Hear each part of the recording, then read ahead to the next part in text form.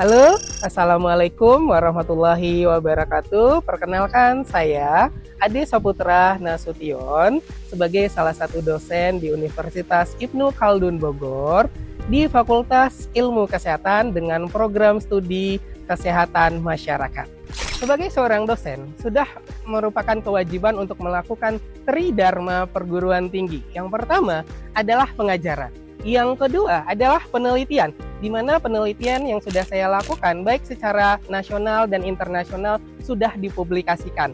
Yang ketiga adalah pengabdian masyarakat. Nah, di mana saya bukan hanya mempublikasikan hasil dari pengabdian masyarakat tersebut, tetapi sudah bekerja sama dengan beberapa pemerintah maupun non-pemerintah, salah satunya Seameo maupun kabupaten. Selain sebagai seorang dosen, saya juga sebagai seorang reviewer, editor, jurnal nasional maupun internasional, yang dimana sudah banyak melahirkan atau menciptakan hasil-hasil karya dosen-dosen di Indonesia. Kali ini saya akan menjelaskan terkait mata kuliah yang saya ampu, yaitu bernama Ilmu Gizi Dasar, di mana mata kuliah ini sebanyak 2 SKS. 2 SKS ini terdiri dari 16 pertemuan, yaitu 14 pertemuan tatap muka, dan UTS dan UAS. Jadi total keseluruhan adalah 16. Di mana deskripsi dari mata kuliah ini adalah mata kuliah ini membahas tentang komponen dan kebutuhan zat gizi tubuh manusia, yaitu yang terdiri dari makronutrien dan mikronutrien. Makronutrien salah satunya adalah karbohidrat, protein, lemak, sementara mikronutrien, vitamin, mineral, dan air. Dan juga berbicara terkait yang namanya keseimbangan tubuh, baik itu energi maupun cairan dan elektrolit yang ada di dalam tubuh manusia. Nah, sehingga juga berbicara terkait yang namanya pedoman gizi seimbang dan analisis bahan pangan berdasarkan tabel TKPI. Nah, di mana capaian dari pembelajaran atau CPMK ini adalah mampu menerapkan pengkajian dan analisis situasi di bidang kesehatan masyarakat pada kegiatan tingkat primer dengan pendekatan interdisiplin.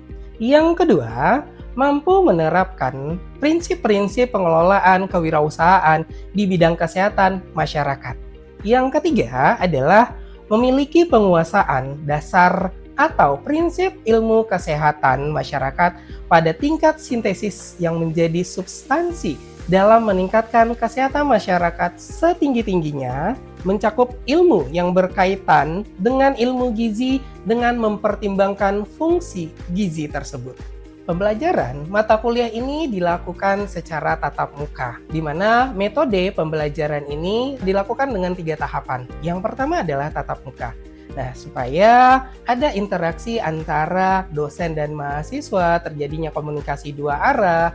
Yang kedua adalah diskusi, namanya mahasiswa dan dosen. Yang ketiga adalah collaborative learning. Nah, di sini nanti mahasiswa diberikan tugas kelompok kecil. Nah, di mana kelompok kecil ini nanti akan memecahkan suatu permasalahan yang akan dipresentasikan, bisa juga nanti membuat sebuah makalah. Nanti akhirnya adalah diskusi sesama mahasiswa dan dosen tentunya. Penilaian mata kuliah ini dilakukan dengan beberapa tahapan. Yang pertama adalah tugas individu sebanyak 20%, nah, kehadiran sebanyak 15%, UTS 25%, dan UAS 40%. Nah, di mana nilai ini bisa dilihat pada siakat mahasiswa. Kali ini saya akan mencoba role play terkait salah satu topik pada mata kuliah ini, yaitu dengan topik gizi seimbang. Nah, di mana topik gizi seimbang ini mempunyai capaian pembelajaran ada 3. Yang pertama adalah mahasiswa mampu untuk menjelaskan konsep gizi seimbang itu sendiri. Yang kedua adalah ketepatan menjelaskan manfaat dari pedoman gizi seimbang. Yang ketiga, mahasiswa mampu mendemonstrasikan penerapan pilar gizi seimbang. Nah, dengan capaian pembelajaran ini, mahasiswa juga dapat menerapkan yang namanya gizi seimbang di dalam kehidupan sehari-hari supaya dapat meningkatkan kesehatan masyarakat tentunya sesuai dengan capaian pembelajaran pada mata kuliah Ilmu Gizi Dasar ini. Nah, pengen tahu? Yuk ikut saya ke kelas. Assalamualaikum warahmatullahi wabarakatuh. Waalaikumsalam warahmatullahi wabarakatuh. Oke, baik. Sebelum kita mulai hari ini dengan topik gizi seimbang, seperti biasa kita baca doa dan tilawah. Silakan. Baik, sebelum kita memulai pembelajaran pada pagi hari ini, alangkah lebih baiknya kita membaca surat Al-Kautsar bersama-sama.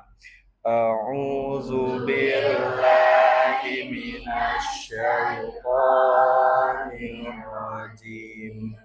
Bismillahirrahmanirrahim. Terima kasih teman-teman sudah membacakan doa dan tilawah untuk hari ini. Semoga pembelajaran hari ini membawa berkah dan dapat diterapkan di dalam kehidupan kita. Amin. Nah, oke. Hari ini kita akan membahas topik terkait yang namanya gizi seimbang. Nah, sebelum kita membahas topik gizi seimbang, kita akan role play sedikit terkait pembelajaran mata kuliah atau topik sebelumnya, yaitu AKG. Nah, kira-kira siapa yang masih ingat apa itu AKG? Angka kecukupan zat gizi. Nah, kira-kira gimana nih penerapan AKG di dalam kehidupan kita? Nah, apakah teman-teman kemarin setelah belajar menghitung yang namanya AKG, kira-kira sudah melakukan percontohan belum untuk melakukan diri kita sendiri, sehingga ini nanti akan berkaitan dengan yang namanya gizi seimbang. Saya juga hari ini membawa isi piringku. Nah, ini saya dapat dari pelatihan yang dilakukan oleh Kementerian Kesehatan. Ya, nanti akan saya jelaskan apa sih ini yang namanya isi piringku, di mana isi piringku ini bisa diterapkan sebagai salah satu kita menerapkan yang namanya gizi seimbang di dalam kehidupan kita. Nah, sebelum lebih jauh, kita membahas terkait yang namanya gizi seimbang. Kira-kira siapa yang tahu terkait capaian pembelajaran mata kuliah ini? Saya, Pak. Ya, silakan. Yang pertama itu ada ketepatan menjelaskan konsep gizi seimbang. Dan yang kedua ada ketepatan menjelaskan manfaat pedoman gizi seimbang. Dan yang ketiga ada mampu dalam mendemonstrasikan penerapan pilar gizi seimbang. Oke, baik. Terima kasih Afif. Benar bahwa capaian dari topik ini adalah ketepatan menjelaskan konsep dari gizi seimbang tersebut. Nah, nanti kita jelaskan bagaimana yang namanya gizi seimbang di dalam kehidupan kita sehari-hari dan apa saja manfaat dari pedoman gizi seimbang bagi kehidupan kita tentunya. Yang dikatakan gizi seimbang itu adalah keseimbangan antara makanan atau zat gizi yang kita makan. Nah, ketika kita makan, di dalamnya ada yang namanya zat gizi. Ada yang masih ingat apa saja zat gizi? Makro dan mikronutrien. Kalau makronutrien, karbohidrat, protein, dan lemak. Mikronutrien, nah, benar sekali ya. Akhirnya teman-teman masih memahami terkait yang namanya makro dan mikronutrien, karena itu merupakan dasar dari ketika kita menerapkan nanti adalah gizi seimbang ini. Nah, tadi keseimbangan antara makanan yang masuk ke dalam tubuh kita dan sesuai dengan kebutuhan tubuh akan zat gizi tersebut. Nah, kalau kita ibaratkan ya seperti timbangan. Nah, di mana kalau kita lihat ya beratnya sama antara yang namanya makanan yang masuk ke dalam tubuh kita dengan apa yang kita butuhkan, maka kehidupan kita akan jauh lebih normal atau sehat, benar Iqbal. Ya, sehingga apa yang terjadi? Kehidupan kita akan sehat, penyakit degeneratif itu jauh dari tubuh kita, memiliki tubuh yang proporsional. Ya, nah sehingga itu akan jauh lebih produktif ketika kita bekerja, ketika kalian nanti yang namanya kuliah. Nah, karena salah satunya otak kita membutuhkan yang namanya nutrisi untuk bekerja. Ketika untuk menerjemahkan, menerima rangsangan, ya seperti pembelajaran, maka otak kita membutuhkan yang namanya energi. Nah, membutuhkan yang namanya nutrisi. Di mana nutrisi tadi kita peroleh dari makanan yang kita konsumsi. Nah, jadi keseimbangan energi di dalam tubuh atau gizi seimbang perlu kita terapkan di dalam kehidupan kita. Ya, kalau tidak, apa yang akan terjadi? Nah, salah satunya kita lihat, masih saya analogikan seperti timbangan ini. Ya, bahwa ketika makanan yang masuk ke dalam tubuh kita terlalu banyak dibandingkan dengan yang kita butuhkan. Nah, misalnya kebutuhan kita adalah 1.600 kilokalori. Nah, tetapi yang kita makan mencapai 2.300 kilokalori. Nah, artinya makanan yang masuk ke dalam tubuh kita itu jauh lebih banyak dibandingkan dengan apa yang kita butuhkan. Nah, sehingga apa yang terjadi pada tubuh kita? Gizi lebih. Dan ini akan berdampak terhadap yang namanya terjadinya penyakit degeneratif. Nah, apa aja contoh penyakit degeneratif?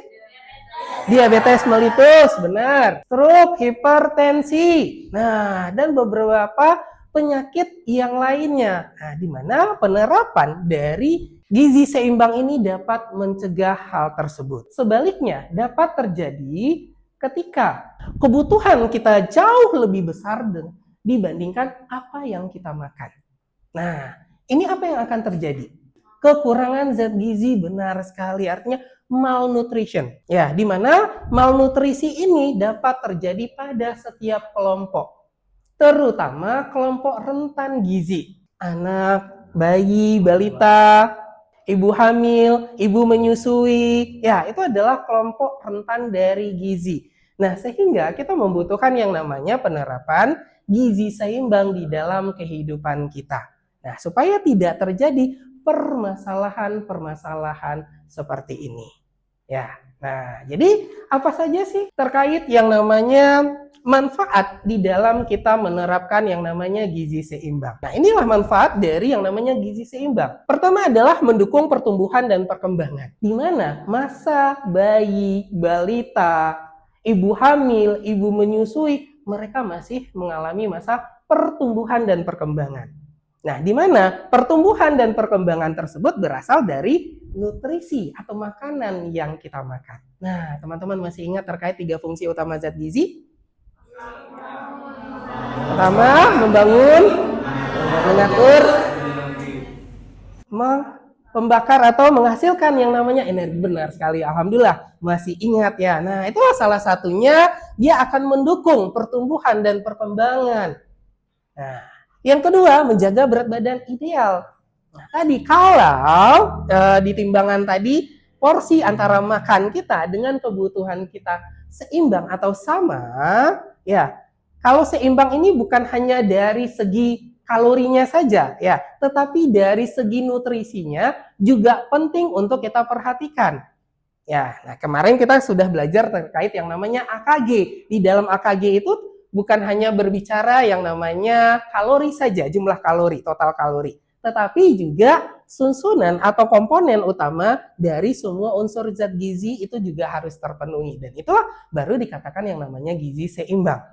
Nah, maka ketika kita menjaga berat badan ideal, siapa sih yang nggak mau berat badannya ideal di sini? Ada yang mau berat badan tidak ideal?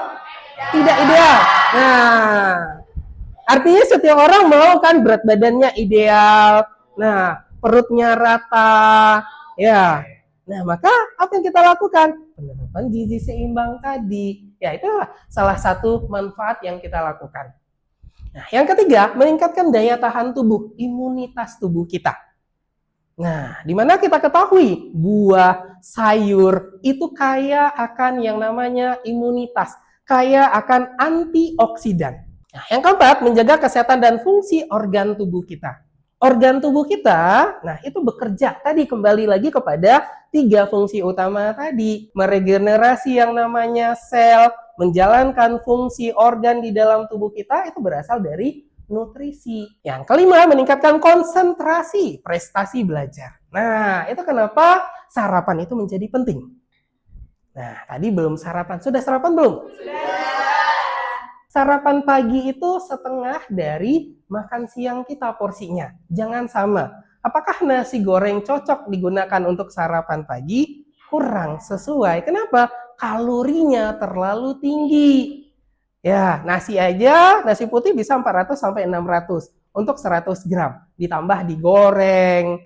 Ya, sehingga itu akan meningkatkan yang namanya jumlah kalorinya. Nah, yang keenam, mencegah kekurangan zat gizi. Ketika kita mengkonsumsi makanan beraneka ragam, maka kebutuhan kita akan terpenuhi. Maka bisa mencegah yang namanya kekurangan atau malnutrisi terhadap yang namanya gizi ini. Ketujuh, mengurangi resiko penyakit tidak menular. Nah, tadi penyakit degeneratif ya, sehingga dapat berkurang atau kita terhindar dari penyakit degeneratif ketika kita menerapkan yang namanya hidup sehat. Kalau tadi obesitas terjadi, maka salah satu pemicu penyakit degeneratif yang tadi yang teman-teman sebutkan tadi, penyakit jantung, diabetes mellitus, ya dan lain-lain itu adalah sebagai salah satu pemicu ketika terjadinya ketidakseimbangan nutrisi di dalam tubuh kita. Yang kedelapan adalah menjaga kesehatan tulang dan gigi. Nah, siapa yang masih ingat? Fluor, kalsium, vitamin D, kalium, dan lain-lain. Ya, zinc, dan itulah yang akan menguatkan dan membentuk tulang dan gigi kita. Nah, artinya kita membutuhkan itu juga. Jangan sampai kropos. Nah, kan masih muda, nanti sudah kropos, udah ompong, nah gimana mau mengunyah makanan, gimana kita mau menikmati makanan yang enak. Yang ke-9, meningkatkan kualitas hidup. Tentu saja, dengan kesehatan yang meningkat, maka kualitas hidup kita akan meningkat, produktif. Kita akan jauh lebih produktif lagi. Kita akan mampu berpikir secara kreatif, menghasilkan karya-karya yang luar biasa ketika badan kita sehat. Ketika badan kita sehat, kita akan positive thinking, dan sehingga ini akan secara alam bawah sadar membawa kreativitas kepada kita. Ya. Nah, yang ke-10, membentuk kebiasaan hidup sehat. Nah, membiasakan hidup sehat itu sulit. Sulit nggak? Teman-teman sudah belajar terkait yang namanya gizi, kesehatan. Nah, sampai sekarang gimana untuk penerapan hidup sehatnya? Sulit? Apa yang kira-kira menjadi kesulitan ketika kita menjalankan hidup sehat? Nah, lingkungan. Kenapa? Nah, beda sendiri ketika hidup sehat, kata Afif. Misalnya adalah Afif tidak merokok, berteman dengan orang yang merokok. Nah, maka terpengaruhi lingkungan tadi, ya, di mana lingkungan itu 80% akan mempengaruhi kehidupan kita. Sehingga itu akan berdampak terhadap bagaimana kita menjaga yang namanya kesehatan. Nah, tetapi dengan niat yang tinggi, maka kita bisa menjalankan kebiasaan hidup yang sehat. Nah, contoh kecilnya apa? Ketika sudah menjalankan pola hidup yang sehat. Mengurangi minuman manis. Nah, tidur di bawah jam 10. Olahraga. Nah, salah satunya tadi yang saya katakan adalah isi piringku. Nah, isi piringku. Ya, di sini ada makanan pokok. Ya, sayuran. Jadi porsi makanan pokok dan sayuran itu sama. Ya, terus ada lauk pauk dan buah-buahan. Nah, porsinya sama. Tapi biasanya kita gimana makan? Nasinya hampir sepenuh ya. Nah, tidak ada sayur, apalagi anak kos gitu kan ya. Nah, tidak ada sayur. Nah, sehingga apa? Penerapan yang kita lakukan belum seimbang. Nah, inilah yang bisa kita lakukan salah satunya. Ya, tapi ada beberapa prinsip yang lain yang bisa kita gunakan. Ya, ada 13 pesan dasar umum gizi seimbang juga yang bisa kita terapkan GGL tadi di dalam kehidupan kita. Ya, nah itu. Dan ini ada salah satu contoh video ya. Nah, teman-teman bisa melihat video ini. Makanya penting buat kita makan makanan dengan gizi yang seimbang dan zat gizi mikro. Tadi kita sudah melihat yang namanya video ya terkait gizi seimbang. Nah, kira-kira siapa yang bisa menjelaskan terkait isi video tadi? Saya, Pak. Iya, silahkan. Jadi dari video itu tuh dikasih tahu kalau kita itu harus Kalau mau menjaga berat badan ideal dan tinggi badan ideal, kita harus menerapkan gizi seimbang. Nah, di mana gizi seimbang itu dipenuhinya dari nutrisi. Nah, di nutrisi itu dari zat gizi itu ada dua, ada zat gizi makro dan mikro. Kalau makro itu dia zat gizi yang dibutuhkannya besar dan langsung mendapatkan energi gitu. Contohnya itu karbohidrat, protein, dan lemak. Nah, kalau di zat gizi mikro itu ada iodium yang sangat dibutuhkan tubuh. Oke, benar sekali untuk Ayla. Kita aplaus dulu untuk Ayla. Kita sudah menjelaskan 3 capaian topik ini. Nah, apa itu konsep dari gizi seimbang, manfaat dari penerapan gizi seimbang, dan demonstrasi pilar dari gizi seimbang. Nah, kira-kira dari teman-teman nih, apa yang masih mengganjal atau yang belum paham terkait gizi seimbang, atau mungkin ada yang mau didiskusikan terkait mungkin pola kehidupan, pola konsumsi yang dilakukan sehari-hari? Saya, Pak. Ya, silahkan Denny. Saya mau nanya, kalau misalkan kita makan sehari-hari, itu kita makan berapa kali, terus porsinya tuh bagaimana gitu loh, Pak. Mungkin ini juga bisa jadi patokan buat kita semua supaya bisa menerapkan apa itu gizi seimbang, gitu, Pak. Nah, di dalam penerapan gizi seimbang, selayaknya atau sebagusnya yang kita konsumsi makanan itu sebanyak 5 kali dalam 1 hari. Apa aja? Sarapan pagi jam berapa? 5 sampai jam 7. Terus, nah, selingan, brunch kalau bahasa gaul kita, ya kan? Jam 10 pagi. Ya, terus makan siang. Selingan lagi jam 3 sore, dan jam makan malam itu adalah jam 5 sampai jam 7 malam. Nah, bagaimana penerapan porsinya? Pada sarapan pagi dan makan malam adalah setengah porsi dari makan siang kita. Nah, kenapa makan siang terbanyak? Karena kita masih menjalankan aktivitas sehari-hari yang lumayan menguras energi kita. Nah, sehingga kita membutuhkan porsi terbesar itu adalah makan siang.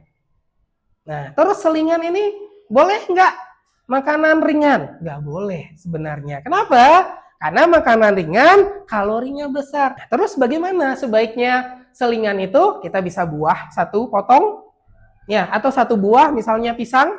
Kalau melon kan nggak mungkin ya 1 buah ya. Nah, jadi kita bisa 1 atau 2 buah potong.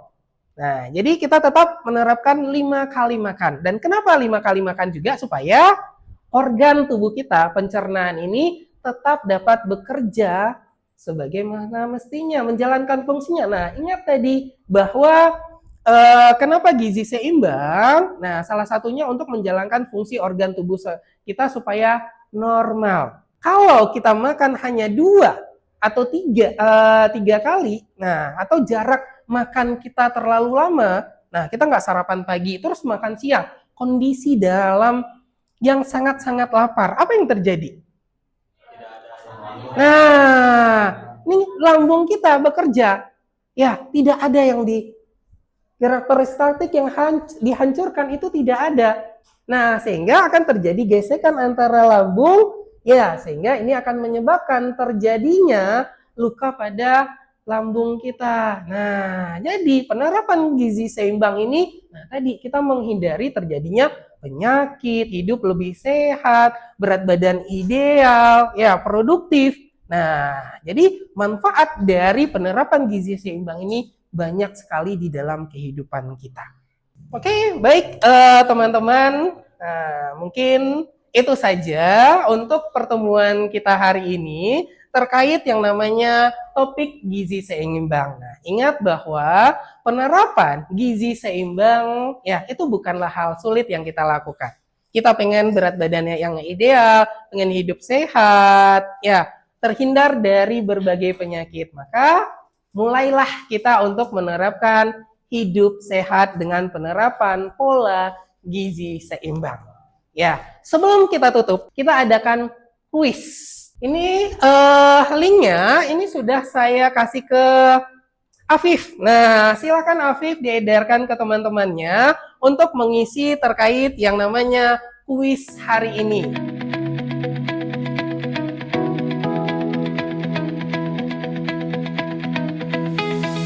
Oke, nah terima kasih teman-teman sudah menjawab dari kuis tersebut. Nah, kira-kira siapa nih yang bisa menjawab semuanya? Oke, sudah dapatkan di emailnya masing-masing berapa poinnya?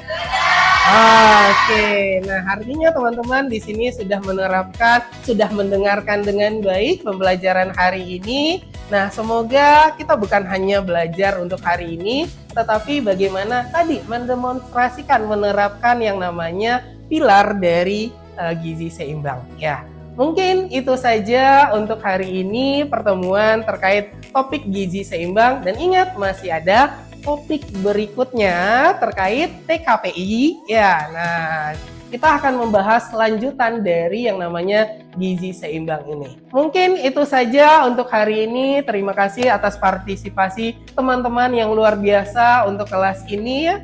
Aktifnya luar biasa.